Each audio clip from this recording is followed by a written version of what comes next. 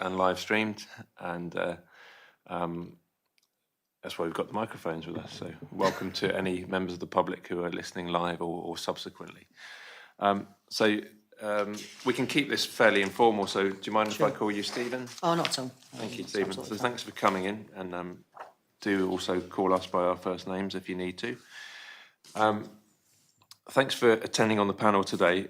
It would be helpful, I think, for us and for the record if you could just outline what your role is and what your organisation does. Okay, so simple terms, I'm the Chief Executive of Community Savings in Jersey. So Community Savings is a registered charity. I'd say we're somewhat unique in Jersey in the charity sector in that we're the only specific dedicated financial services charity. I would point out with it pains to say we are not a bank, but we do provide services to members of the island that look somewhat like basic banking. So Community Savings has been established since around 1997, so it's got a reasonably long history in Jersey, and it's established to ensure that islanders are not excluded from basic financial services. Now, our main focus is on those islanders who struggle with or cannot access mainstream banking. So that's been an issue for decades, and it still is an issue in Jersey, and it's an issue in the UK, it's an issue globally. But for various reasons, and there could be a whole host of different reasons, many islanders either cannot cope or deal with a normal banking relationship or cannot access or attain a normal banking relationship. Where that is the case, community savings are available to them. We're able to provide a very basic current account style service and a very basic savings service. We allow members to be able to pay their day-to-day bills and expenses, manage their finances. We also support in terms of providing budgetary advice for those members who are struggling.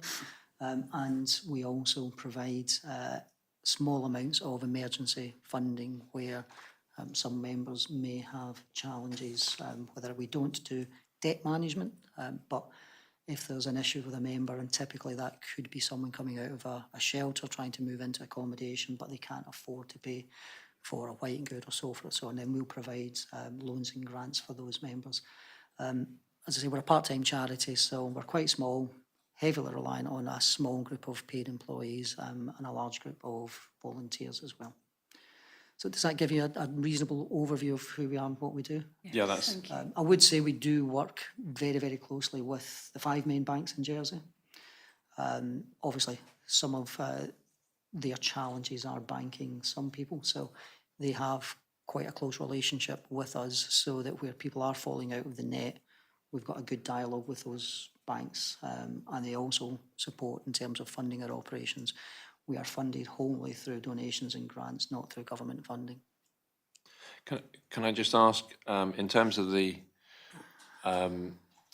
services then that your clients can draw upon, yep, if I can call them clients, does that mean that you can set up things like direct debits? Or standing orders, yes. Yeah. Electronic payments, but not direct debits. We're not part of the direct debit process. So they can pay for their bills? They can pay for the bills either through standing order or through electronic payments. Okay.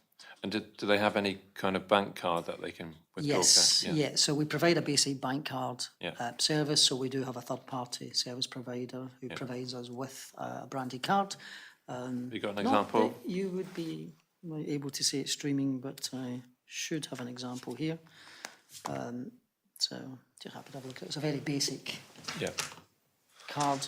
So it does link to the account that they hold with the community savings, but it's a little bit of a hybrid. So it is loaded. It's a pre-loaded card, but only direct from a community savings account. So you can't load it any other way. No. So it enables those who can use the card to have access through point of sale, cash machines and so on, but it does also provide some parameters and restrictions around it, so that helps in terms of managing finances and money. So it does everything effectively that a debit card can do in the sense of contactless payment? In basic terms, yeah. You can use it online, you can use it in the cash points, you can contactless payment. But so long as there's money in the account? So long as there's money in the account, and the account has to be funded. Yeah. Okay, good, that's useful. That's a key question, I think, that we wanted to, and is that offered to everybody who banks with you? Or Yeah, so if they want our it? preference, so roughly speaking, we've say got about 400 members. So part of our remit is not necessarily to grow our membership.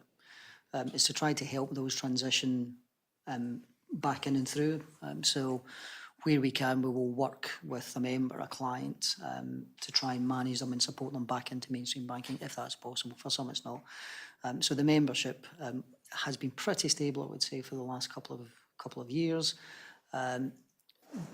But we're not aiming to grow that as such. What we're aiming to do is ensure that those that are not currently or cannot access or do fall out in the process, and I had one of those examples last week, that they know we're available and then they can use us. But we're not targeting, say, growing to 1,000 to 2,000 members. If there's a need out there, then fine, we'll deal with that. But we want to try and manage people through that process. But quite frankly, there are a lot of our members who mainstream banking will never be accessible to them for a host of reasons. Yeah. Sorry, thank you, Joe. Can I just ask you, Stephen, do you has your client base changed over time? So is there a particular section of community that you feel need your services more than others might? So typically it's those on some kind of income support. We have a mixture in terms of backgrounds and people coming into the islands that uses, but we've got a core of islanders who've been born and bred in Jersey. Typically the age profile is older, so probably over 60 to 70% of our members will be over 50 and a higher proportion, but we are seeing younger members coming through in that. And again, typically, because they struggle to bank, if you, for whatever reason, have got a criminal record, then we are quite probably dependent on what that issue has been. You're potentially only option for a very basic banking service. Yeah. So in terms of demographics, we are sort of roughly split 50-50 male, female. Okay, thank you. And how many of your clients will have one of those cards or choose to have? So roughly, I'd say just under 50% of our members will have one of our cards. Many of our members do operate with a Revolut card. So if they're using a Revolut and able to use a Revolut, they don't necessarily need the card that we've got. If they don't have a card and they struggle with a Revolut, then we'll provide them with one of our cards.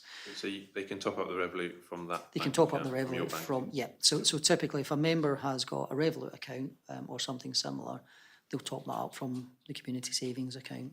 So they can do online transfers like it? They can they can transfer in a number of ways. They can do some online transfers if they're able to use. We do have a banking app, a very basic app that they can use. So they can use that to do online transfers. They can set up a regular standing order payments, weekly, monthly, whatever, to make payments dependent on either when a salary or a social security payment arrives in. And they can do that typically to either their Revolut or to their community savings card. Okay. Any other questions on? To what extent does your ability to serve your clientele depend on human relationships? Very much so. So as I say, we are a part-time charity.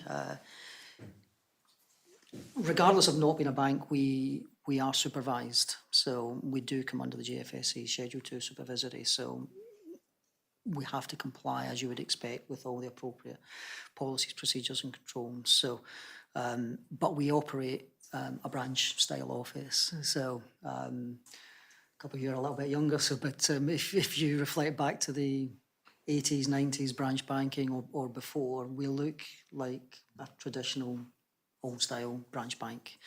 That's open 4 mornings a week, Tuesday to Friday, in the mornings for our members to come in. It's a very personal relationship. The staff that have been involved, volunteers and the paid staff, typically know our members very well. We've got regular people who come in. They need support, they need assistance quite frequently. So the personal aspect of the personal contact is extremely important, particularly where you've got members who can come in who maybe struggling or confused with a particular issue or matter, and the ability to bring them into a more relaxing, balanced environment. Banking today, if you go around the branches, they do not feel like a branch of a bank from 30, 40 years ago, meet and greet and so on. So they can be quite difficult for some people to enter and to deal with. It's quite a stressful environment for some. Ours is a more relaxed, balanced environment. Our staff are typically more experienced, so they've had a long career in finance, in banking, accountancy, and so on. So they can deal with people very well. Their interpersonal skills are very good. Would you say there's a latent demand for your services? Could you expand if you wanted to? Would you think you're at? Yes, it's a difficult question because one of our key objectives, as it probably is with many charities, is not to exist. Yeah. And that would mean we're no longer required because the people that we currently serve have got other means of accessing what we provide for them.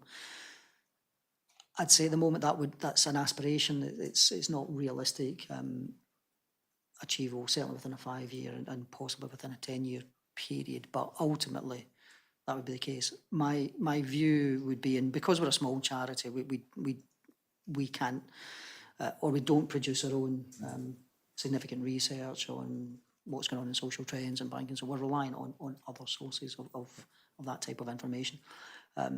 But my view and assessment is within Jersey, there are probably a lot more people that could and should be using us. What we won't do, or typically will try and steer away from, if someone can access a mainstream bank, then we don't tend to offer them the service. Now, we have, over the last few months, seen a number of people come in who have a mainstream bank, but going back to my previous comments about the difficulty of dealing with mainstream banking these days, if you are less literate on technology, internet, and using the apps and being able to go in and deal with a branch of, modern day branch, we're starting to see a little bit more interest from care workers, from other people coming in because their clients can't deal with the banks in the same way. So we will provide, we won't necessarily ask them to close that account because ultimately we want to help them through and be able to help them manage so that they can utilise it. But we will provide, what might to them feel like a less stressful, more secure environment for them to operate in. Can I just ask you, how do people come to you? How do they know that you're there? Our profile is something that we were trying to improve upon at the moment, and it kind of goes along with funding because, like a lot of charities, we need to drive that funding piece. So we are trying to improve in terms of social media, what goes over, whether it's LinkedIn or Facebook or so on, the different platforms, but also in terms of involved with other charities. So we will get referrals. So other charities such as Citizen Advice and even Social Security and other government departments will refer people to us because they're dealing with them for probably a broader range of issues. And one of those issues, or one of the issues that they're challenging with, is managing their financing, or, as I say, they might be trying to move them into an accommodation and they're struggling to do that because they might not have a bank account and they can't afford to pay for something. So a lot of it will be referrals. I think our profile is slowly improving.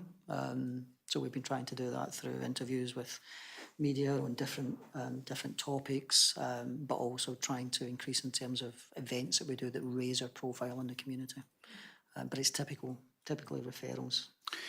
To what extent do your activities overlap with the activities of income support, attached to income support? So in what sense would you say overlap?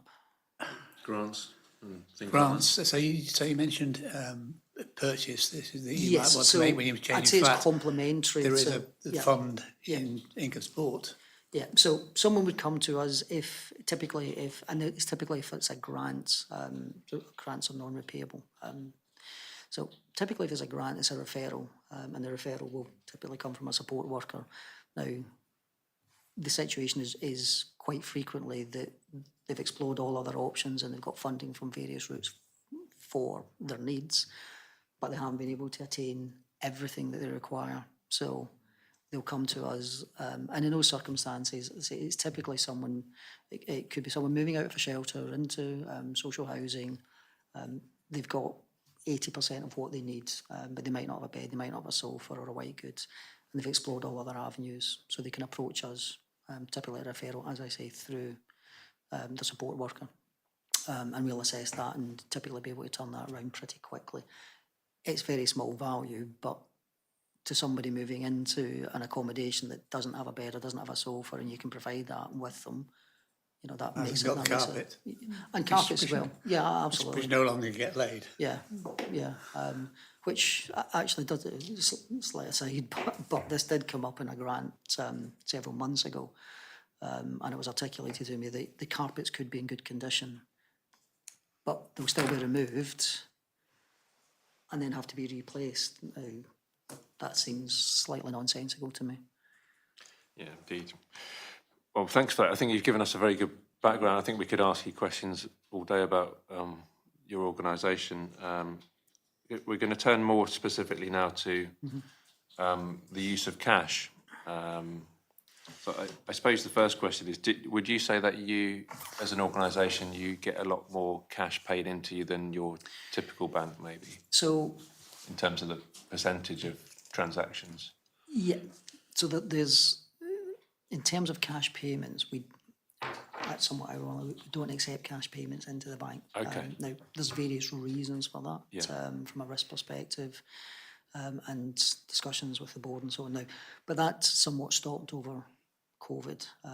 So we are, as I say, we're a small organisation in that respect, so accepting cash payments as a bank would be quite challenging for us, but what we do enable, and this is, I guess, from our perspective, the most important, because most of the payments that come into us are from social security or wages. Yeah. But what we've got is a core number of members who cannot use cards. So they might take out cash, but they don't pay in cash. So they struggle with electronic banking, they struggle with cards, they don't have an email and so on, so they can't access that kind of stuff. So we enable them to access cash. Now, we've got a partnership with the Post Office, which has been there for the last 3 or 4 years. So we work in partnership with the Post Office because the Post Office has got a bigger infrastructure, more secure environment. So our members can go to the Post Office and take cash out from their account with us. I won't go into the details of the process for that, but we've got a very strong relationship with the Post Office to be able to provide that, and the Post Office see that as part of them supporting in terms of their social responsibility. So if the Post Office carry on. wouldn't do that, and that was at risk earlier on this year, for reasons that's probably not appropriate to get into from a panel discussion, but if the Post Office were unable to continue that, then we would have a real challenge in terms of how we enable our members to access cash. So we work very closely with the Post Office and their other stakeholders to ensure that that service could continue. So we have members every day, every week, who we will be providing access to cash via the Post Office. Those members really struggle to cope with cards and electronic banking. So in terms of people who might still be paid cash wages, they presumably they can't pay their cash into your bank, or call it a bank, sorry, but into your facility. But they, in a sense, they don't need to because they've got the cash in hand and they can spend that anyway. Yes. Yeah, correct. So and I would expect those are typically the seasonal workers, building workers, hospitality, farming, that may be more focused towards cash payments. And it's one of the reasons you don't take cash is presumably around the compliance with JFSC. Yes. And so you don't have to inquire about source of wealth and potential money laundering, etc. Yes, and then there's also the security aspects of it in terms of, you know, if you're taking cash in, you clearly need to have significant security around your organisation you're building. So in terms of meeting those types of criteria, that would be a struggle for us. Yeah. Okay, thank you. We've got your submission. We may draw on that again in the discussions. Could you tell us, in your view, what is the importance of cash payments generally as a society? Do you think that it's something we need to value or safeguard? And do you think what are the risks associated with moving towards a cashless society? So I think in basic terms, I think it's something that should be safeguarded, whether that's through legislation or regulation. I think that's debatable. You know, interestingly, the FCA in the UK have increased their focus and governance around banks providing access to cash via whether it's branch closures, but the scrutiny around the process of closing a branch in the UK has increased. So the ability to make sure that people can access cash in smaller communities or in more vulnerable communities, the FCA have started to focus on a lot more since the back end of last year. So it is an issue in the UK as well, in a much bigger economy. So I think in Jersey, Jersey typically follows, not leads in some of these aspects in terms of what's going on in the UK, not, you know, kind of fast follower. But say in Jersey, there is still a lot of people who require to use cash, and it's particularly the most vulnerable who have said kind of struggle with cards. And I guess the challenge with the card, if you're financially vulnerable, and that can mean a whole host of things, it's very difficult to see the value of what you're doing with a card. If you struggle to access through your banking apps and so on, and that's, you know, that's not something that you're capable of doing, it can be very easy to lose sight of what you're doing, how you're spending money, and you can also be open to abuse from other people. We also have these people are typically vulnerable in some of these situations, so it's not just people who choose to use cash but can do something else if they choose to. There is a significant percentage of people who can't actually choose to use something else because they just struggle with it. Now, you're always going to be vulnerable in that situation, whether it's cash or whether it's card, but if you have something physical that you know and you understand and you know the value of it when you're receiving it and paying for goods and services, then that can be far easier for people to manage because they've grown up with it. Yeah. Whereas you're moving into a more digital electronic environment that's particularly alien to them. I suppose what you're suggesting is that people's relationship with cash is, I suppose, more. It's a deeper relationship with the physical presence of cash than it is with a card, because you're attributing value to the fact that you can actually recognise it. Absolutely. If you know, and we're talking about, you know, the most vulnerable end of the spectrum. But it's far easier to attribute value to a note that you know is a £10, a £5, a £20 note than a card that you might not know how much you've spent, what you've got left on it. And if you need support for somebody to go and buy you something to service goods, if your mobility isn't great or, you know, you have those access issues, if you give someone £10, you know you're going to get something back. Yes. Or not, as the case may be. If you give them your card, which, you know, we'd all love doesn't happen, but does happen, you don't know what is going through that card until something goes wrong and you find out you don't have what you believed you should have. So there is a balance in terms of, you know, people can be taken advantage of whether they've got cash or card, but it's far easier to do that for something which is less visible in cards, and electronic payments are clearly less visible So in that respect. sorry, thank you. Can I just explore that a little more? So in terms of people's relationship with cash, what you're saying is that when it comes to paying bills, for example, there are issues around control, ownership, the value of money, cash, Yes. that are different to the fact that these things can be quite easily transacted through an electronic system, and the outcome is exactly the same in the sense that their bills are paid. Yes. So if someone's a member, Yes.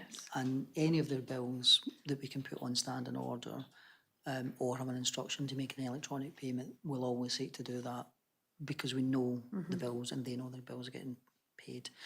Where they're buying basic goods and services, and they're either going to use a card or cash. If they struggle with the card, they know how much they're paying for cash. Yes. Yeah. So it's a more physical item that they know what the value of it is, or they certainly know if they pass that over, roughly what they're going to get for it. Yes. Whereas using a card is not the same. And it can be easier for those who struggle financially to budget with cash rather than a card. It's quite, we'll all have seen stories over the years with, kids getting hold of their parents' cards and, suddenly there's a huge bill for online gaming or, whatever it happens to be, because it's so easy, it's addictive. If you run out of cash, you run out of cash. So if you know you've got to spend it and you know it's there, it can be easier for people to do their weekly, monthly budgeting. Yeah, thank you. Thanks. I'm going to, in a moment, I'll pass over back to Karen actually. But do you have any statistics or hard evidence or anecdotal about the amount of cash that gets withdrawn from your clients' accounts? Do they? Yeah, I'll leave the question like that. Actually, What's the turnover? does it make sense? Yeah, I think so. So, in terms of, obviously, what we don't necessarily have statistics or we don't track is if someone goes to a cash line machine, so some of our members will go and access to the cash line machine and then use the cash. So if they're able to use the card, what we do encourage people to do is use the card in points of sale and so on. Because they do get statements, so we can kind of talk them through all that kind of stuff. But on average, we've probably got about 10% of our membership base access cash on a weekly basis through the post office service. So they struggle with the cards. We do actually do a couple of cash drops, which is very old because people struggle to get out of their properties. But we do have quite strict parameters on the amounts of what people can get and utilise to ensure that they're not taking out too large sums at any one point in time, because that's also a kind of concern in terms of if somebody is vulnerable, what they're doing with that money. So we keep a track and monitor that. In terms of do we produce statistics on it, as I say, we're an extremely small charity and work on a part-time basis. So Do you get an idea of patterns, so from your client base as to who tends to use cash more, who relies on cash? So we know the members who use cash. So in terms of those who use cash on a regular basis, those who struggle financially that need support on budgeting, those who struggle might have a card but do struggle to use it, but they've still got the card. So because it's a small member base and because the team have been there for quite some time, then we know who those members are, so we know how to help and support them when we can.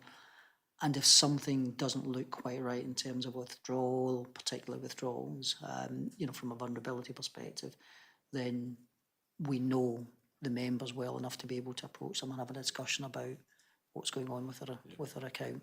And have any of your members ever come to you and said, look, we've tried to turn up somewhere, pay cash for something, it could be a coffee shop or whatever, and it's not been accepted? Would they give you that kind of feedback? Or? They wouldn't necessarily give us that feedback. And have you ever had to advocate for people in that situation?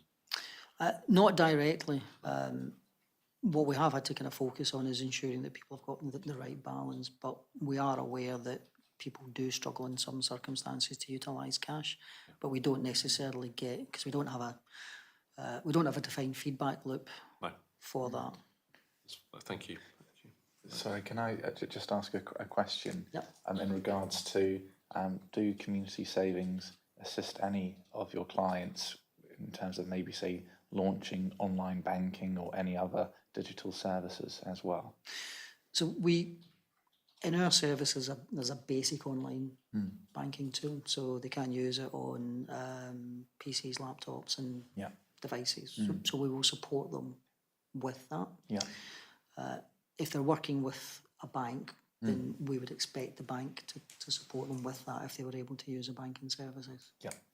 Okay, thank you. Okay, all right, thank you, Stephen. I just want to ask some questions about your views on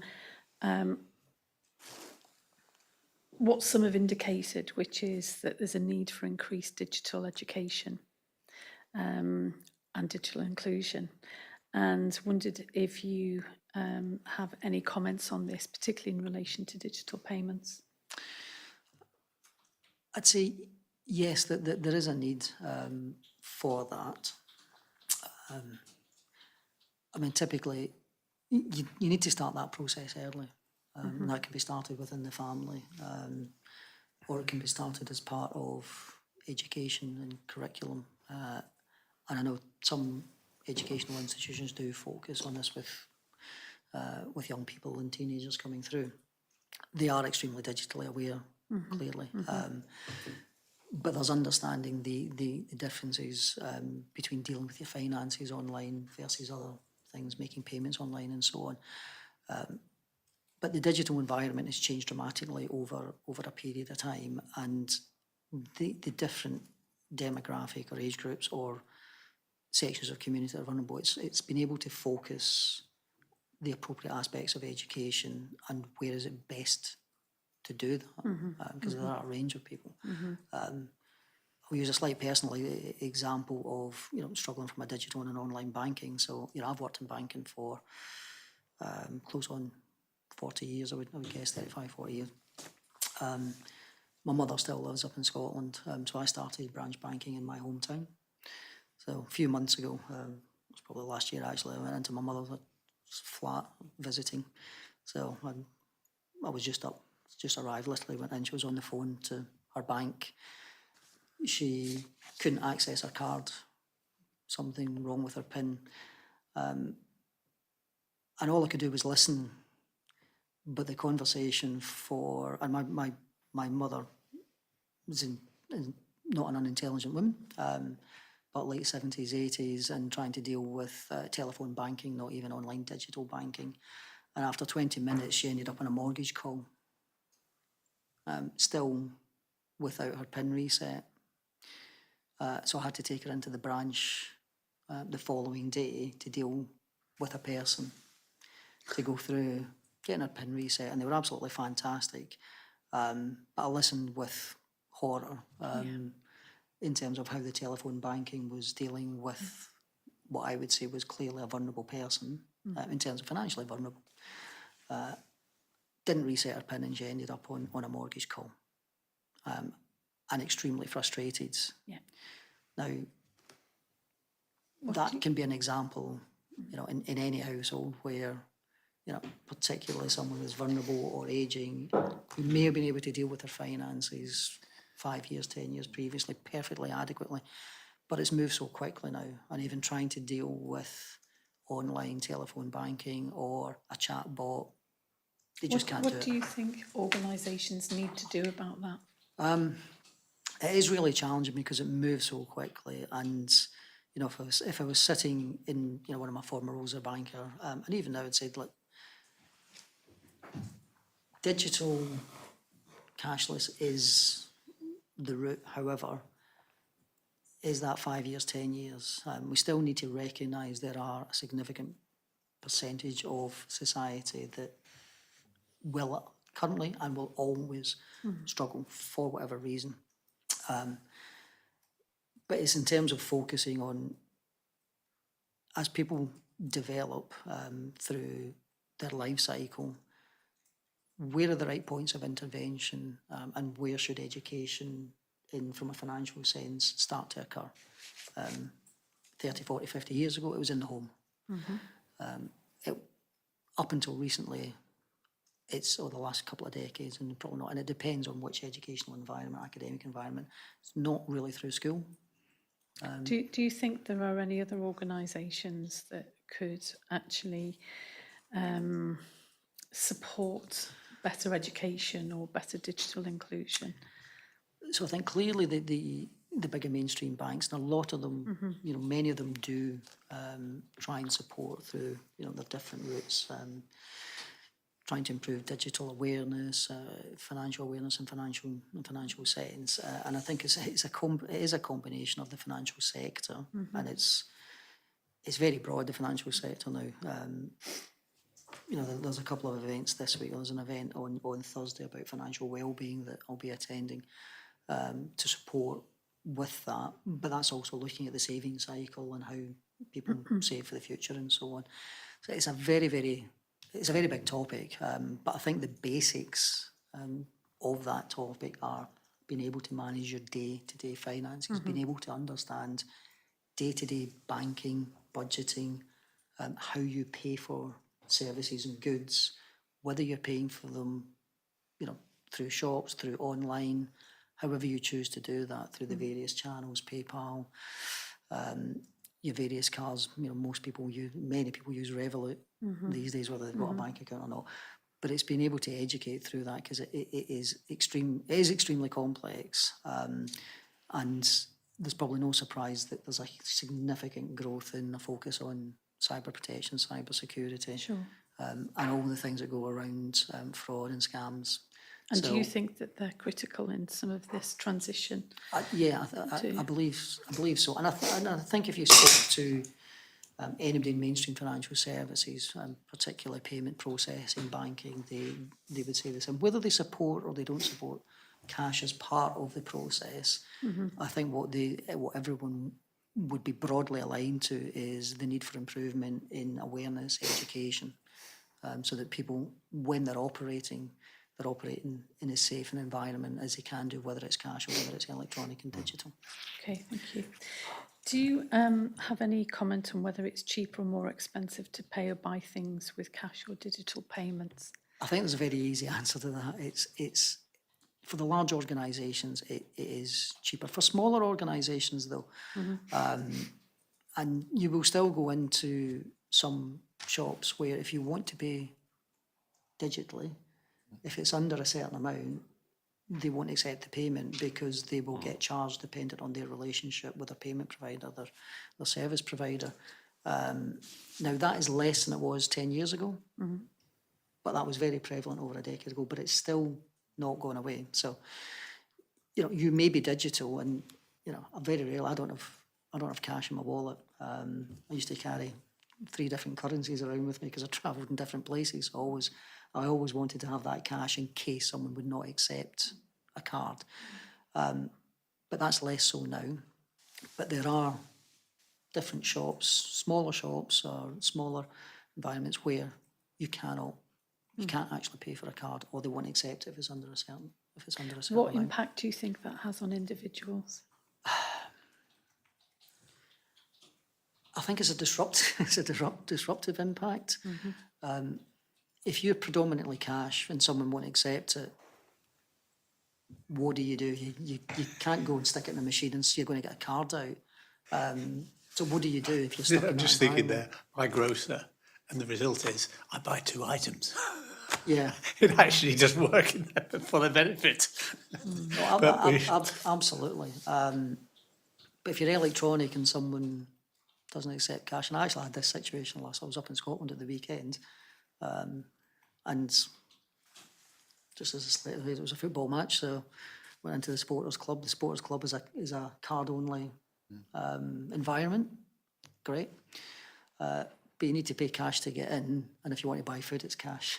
So it's like, okay, how does that work? Fortunately, my wife had cash because it's her team, so she knew I don't have cash. Yeah. I can't buy anything other than a drink behind the bar. So what you're saying there is that there is the impact on individuals is uncertainty because they don't know whether Absolutely, they're going to yeah. be able to pay cash or have to pay by card, and therefore they don't know whether they're going to be able to be purchasing goods.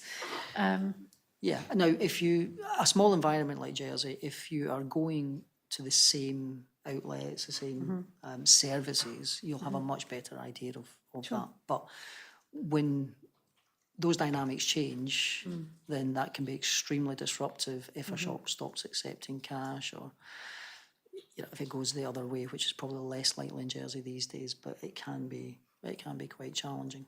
Do you feel that people would then have their choice restricted as to where and how they shop or how they purchase goods? I think that would. Do you think that's yeah? is that I what think you're saying about that disruption? that would be a direct consequence if Jersey went to a cashless society, and I think over the last couple of months has been about the transport and so on, because it would save money and there's cost savings. But if you can't pay for your bus with cash and you don't have a card, how are you going to get around the island? So it does have an impact. For argument's sake, if the market stopped accepting cash in some of the market stalls, very traditional market was card only, no cash, I think that would impact a lot of people going in, as you say, Jeff, buying your groceries. Okay. And just can Sorry, I come in Jeff, quickly? sorry, yeah. How would you feel about companies either now or in the future saying you can access our services or goods, but you'll have to pay a premium if you use cash? Do you have any thoughts on that and how it might affect your members? It would be extremely detrimental to our members because it would just increase the burden. So bear in mind that typically, not always, but typically our members will be on lower incomes, social security. So in terms of if there's a premium to utilise the cash, that would have a significant impact, and it would have more of an impact on the lower paid, the underprivileged, than it would do on, because if that was the case, then most people who can and will just use their card. But if you struggle to do that, your costs are going up. Okay, thank you. So, thank you. So, for those unable to hold a bank account or are worried about the privacy of digital payments, some have highlighted that prepaid cards or reverse ATMs as a potential way forward. Do you have any information on possible provision of such services? I wouldn't say specifically, not in the service that we've got. What I would say is my concerns about a cashless is less around the privacy aspects of that. It's more around the exclusion aspects and what it means for those who do genuinely struggle and, as I said, cannot cope on a day-to-day basis with electronic digital. So I am genuinely less concerned about the privacy aspects. And, more broadly, I am an advocate, a supporter of electronic, digital and so on. However, when you do step back into a slightly different environment, it does remind you that you may have moved on and be able to cope with the changing environment, the changing dynamics, but there are a significant proportion of people who struggle to do so. Yeah. So sometimes you need to move a little bit more slowly to ensure that you don't leave too many people behind or anyone behind. And I think that's probably the scenario that not just Jersey, but other economies are in. Globally, yeah. Okay, just finally from me, thank you so far. Have you got any comments you want to share on bank charges for digital or cash payment handling for retail customers at all? So I don't believe that in terms of from a bank perspective. So from a retail banking perspective, I don't think too many banks charge personal customers for cash, but they will charge businesses, or increasingly will charge businesses for depositing cash. And understand the rationale for that, but I think it needs to be balanced and proportionate. So if it is an excessive charge, as a charity, if we pay in cash, we won't be charged. Can we ask what you pay if that's not sensitive? In terms of Off the a top of my head, percent? it's about 2%. 2%. So it's not insignificant, Right. No. but it's manageable. Small businesses, I guess it kind of depends on what your turnover is, but if that starts to increase, then one way for any institution is increase your charge, which increases the barrier to access. So in terms of what is an acceptable charge for handling cash, I think that does need to be proportionate and balanced. Okay. And the other final thing for me was I just wanted to come back to your comment about the education bit. Yeah. I mean, clearly you talked about the demographic and the changes that will occur over time, and Chair's view about latency in terms of people picking up your services. Young people's attitude, I'm trying to make the connection with your comments about value. Yep. How might you, for a young person who's in a vulnerable situation around money, What would be the key educational things that you would talk to them about when handling cash? So I think it would be the basics. So if it was a young person who's struggled digitally, then we'd take them through understanding where their money comes from. So what is their source? How do they get it? How do they receive it? And also understanding what do they need to do with it. So what do they need to pay for? What bills, what expenses do they have? And we'd likely take them through a kind of budgeting process, but we'd take them through that on the basis of not just the outgoings and the incomings, but how are they going to manage that and how are they going to pay for it? And looking at dependent, and every circumstance is different. So we do tailor ours to the individual members and their needs. So as I say, what can be put electronically, because we'd always encourage someone to have an account. So if they don't have a bank account, have an account with us. Because then we can see what's going through their account. We can help them with that. So anything that we can put on digitally, whether it's standing order or so on, we'd seek to do that. But then we take them through to understand how do you manage your money on, how do you budget on a weekly basis, if they're receiving the money weekly or monthly, what are the bills expenses, how will they manage receiving cash and understanding if they are at the most vulnerable end, potentially or learning difficult or so on, do they understand and appreciate what the value of a £10, a £20 note is? We would seek to help them understand that. But we'd also be supported, typically, those members are highly vulnerable, so they will have a support worker of some description. So we will aim to work in conjunction with their support worker to understand, okay, well, what are their capabilities, what are their needs, how do we support and ensure that they can manage their money as best as they can. Thank you. And quite often, dependent on what the support network is around them, there may also be an appointed agent.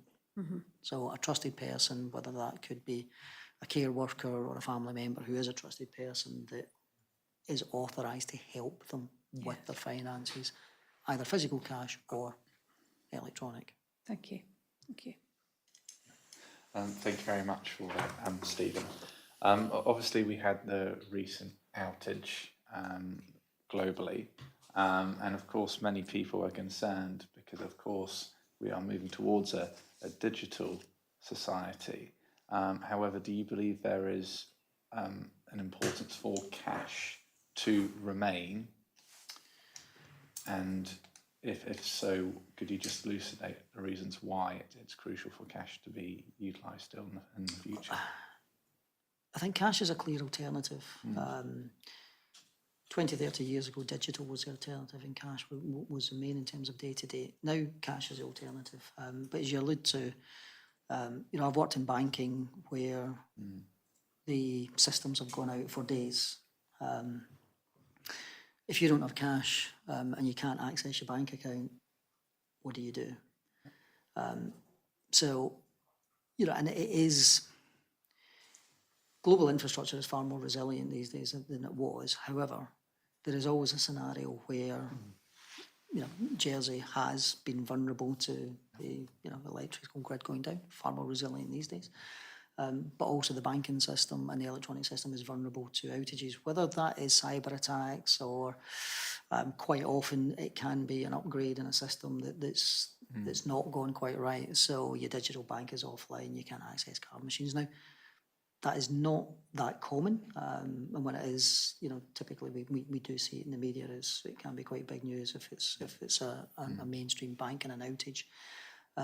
But where that does occur, then if you don't have access to cash, then you're going to struggle to make your payments and your bills. Now, fortunately, I'd say in Jersey infrastructure, in the UK infrastructure, that the resilience is far better than it is in other locations, in small islands, somewhere where we're familiar to Jersey, but from a Gibraltar perspective, that used to be very much the case, that power outages were common. South Africa, as an example, power outages are a daily occurrence in other developing economies. So, if cash isn't available in those scenarios, then people can struggle. I think it's a concern here, but it's probably not top of the list.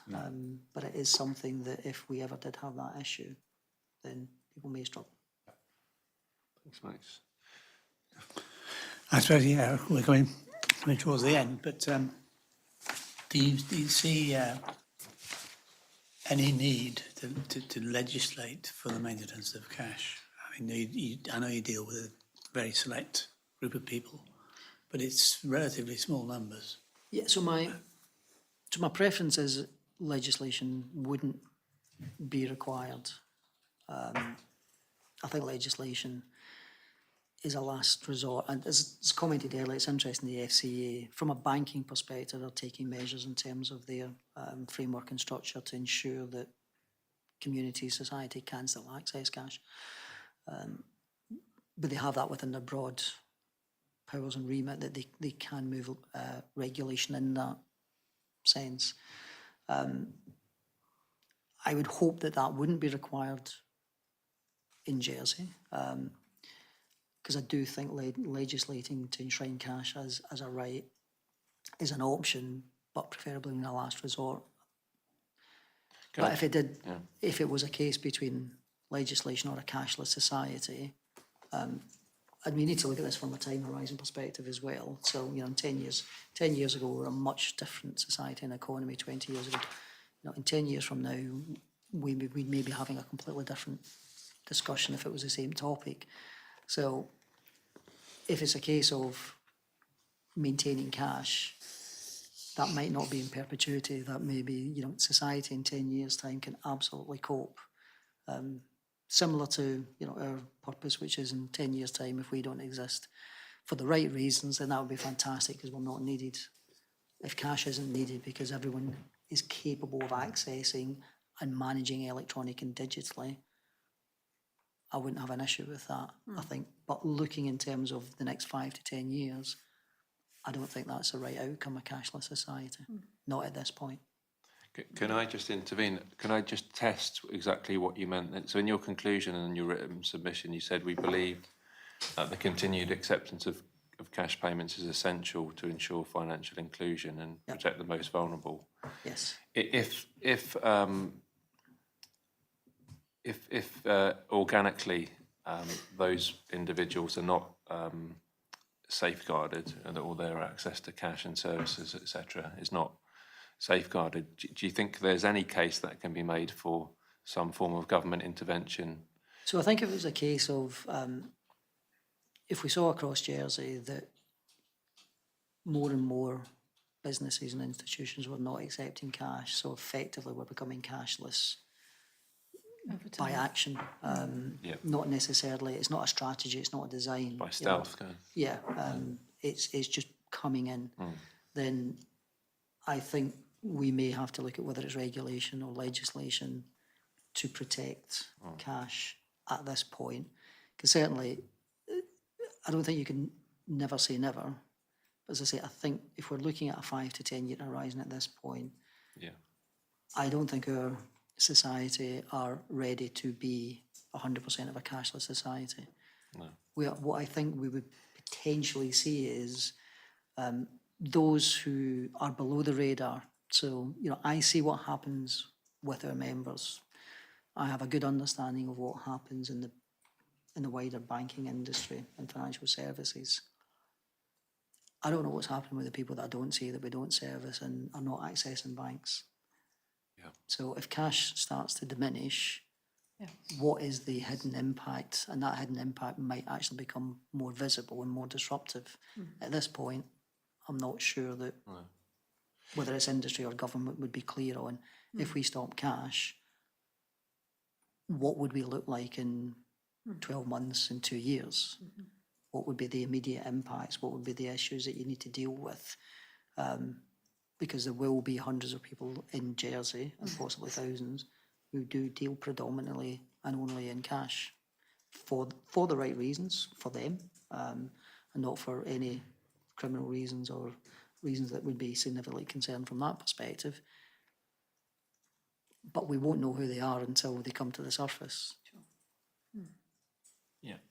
So you'd stop short of saying that refusing someone to buy your goods or services because they only want to pay in cash, that doesn't form discrimination? It potentially can. I think I think it would be difficult in terms of what's the rationale for why they're doing it. If I'm a seller and it costs me X number of pounds to accept a payment for £2, £3 electronically, then do I want to accept that because it's going to cost them a loss leader? I think that'd be difficult to say that's discrimination, and it'd be difficult. I think it would be quite a complex area to look at in terms of how does that fit in with discrimination legislation? Yeah. But it could go in that direction if the focus is largely, and I think it would have to be evidential, that by not accepting, you're impacting the most vulnerable. And whether that's a conscious or unconscious decision, but you're marginalising people by not accepting it, then there could be a case for that. But I think that's what you're quite a saying is complex that area. There are different ways of actually recognising the impact. Yeah. But the key thing here is to actually do something about those impacts. Yes. In relation to the more vulnerable in our community. Yeah, absolutely. And I think with just two more questions before we finish, but would your message more so then be to providers of services and goods that you'd strongly encourage them to accept cash so that people are not excluded if it's possible? Yeah, I think it's not just commercial providers. It's from a government perspective to ensure that cash remains, and I don't mean from a legislative perspective, but ensure that there is that access, and whether it's government services or so on, where it's appropriate, that people can utilise cash, and it's providing a balance. But financial services, where it's appropriate, commercial environments, and from a government perspective, it's getting that right balance. And it's an extremely tough balance to achieve at this point, given the direction is that most people will use digital and electronic. But it's recognising that there is a reasonable minority of people, and some of who have said we don't know potentially how big that minority of people are, but would be significantly impacted if in a short space of time Jersey became a cashless society. Yeah. If Jersey wishes to become a cashless society and that becomes part of a strategy in a government, then that strategy has to consider those that struggle, those that are the most vulnerable, and what is the right process for transitioning and supporting. I don't think we're quite ready for that at the moment, certainly not in the next couple of years. I think if you spoke to many of the other charities who deal with people who are financially vulnerable, whether it's the likes of Caritas, Citizens Advice, Salvation Army, people who deal with those who are struggling, the food banks, I think they would all advocate for continuation of cash in one way, shape or form. It would be quite disturbing, wouldn't it, to be, and actually this may well be a scenario when you talk about impacts, but you've got somebody who's carrying cash who goes into a place that doesn't take cash, but actually will also only charge you if you can pay above the minimum payment for a card transaction. Yeah. So actually there's a double whammy there for them, isn't Potentially, there? yeah. I mean, hopefully there's not too many of those places in Jersey. Yeah, okay. Well, for my part, I think that's all I've got to ask. Any other questions? No, that's really good. And have you got any questions for us, Stephen? Any other points that you'd like to make? In terms of the process, I know you've got another session this afternoon, but where are we in the process, and how long do you see in terms of coming out with some views on? We are getting towards the end of the process, so we've received public submissions, also including a questionnaire, which a lot of people engaged with, more than usual perhaps. We're getting the Minister in this afternoon, and we've got a couple more hearings. We expect to hear from the banks directly through written submissions and possibly through some oral submissions as well in the hearing. And I think we would hope to publish something in the autumn, probably October, November, depending on how quickly we can turn this around. Yeah. So thanks again for your time. We really appreciate you coming in and the written submission as well. Yeah, and if there's anything else that we can help and support with, then please feel free to reach out.